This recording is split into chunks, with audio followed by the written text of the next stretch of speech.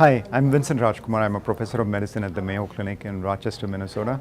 I did a debate at ASCO on the value of myeloma therapy, and both myself and my debate partner, Dr. Fonseca, who's also from the Mayo Clinic, we took on the issue of cancer drugs in general and why the prices are so high and what the solutions could be.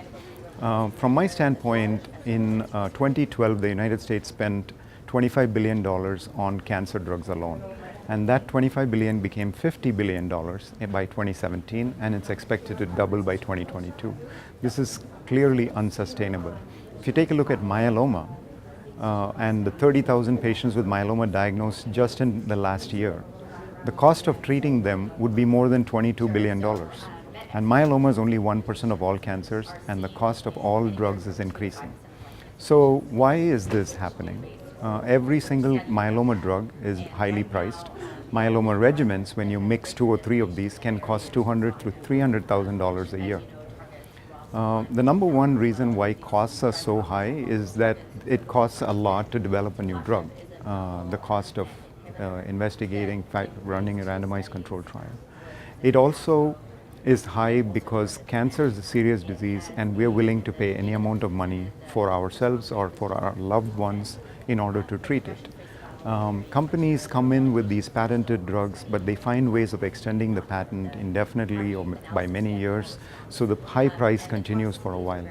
But these are still not the major reason why it's so high. The major reason, I think, would be that it's largely a monopoly, because most cancers are not curable. And so even if you have 4 drugs, it doesn't mean you don't need another drug.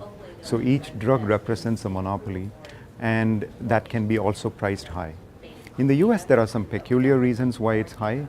In countries like France, in most European countries, UK, Canada, drug approval is only one of 2 steps. Drugs are approved, and then the price is negotiated based on the value that the drug provides. So if the drug works for 1 month, you cannot ask for the same price as you would ask if the drug worked for 1 year.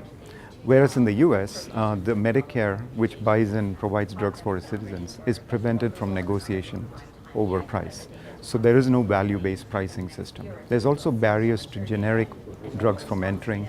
There's a ban on importation for personal use. All of these contribute to very high costs.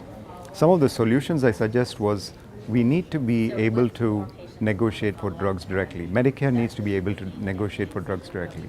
Even though this is a US problem, if Medicare is able to negotiate, that'll help all other countries, because right now you are at a disadvantage. If you try to negotiate with a company, for example, if UK is a very small size of the drug market, companies may refuse to lower the price, and they know they can increase the price in the US and compensate.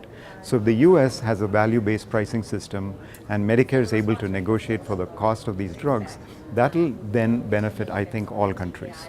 We should also try and see how to make generic drugs come into the market faster.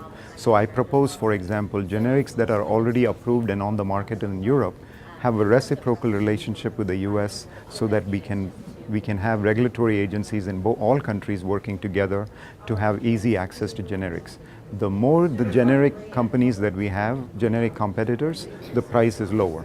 So if you have 10 different brands of one cancer drug, the price will drop significantly.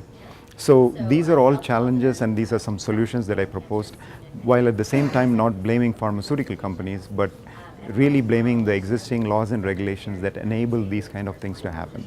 And so my plea was for advocacy from physicians and patients to come together and try to bring these issues to Congress and make some changes in our laws and regulations. Cost is not the only problem. Drug companies having high-priced drugs is not the only problem. I'm not saying it is. There are other problems in healthcare that needs to be fixed, but that doesn't mean we don't look at the cost of drugs. So the audience seemed to enjoy the debate. We had a good, we hope to continue the debate in social media and in other meetings.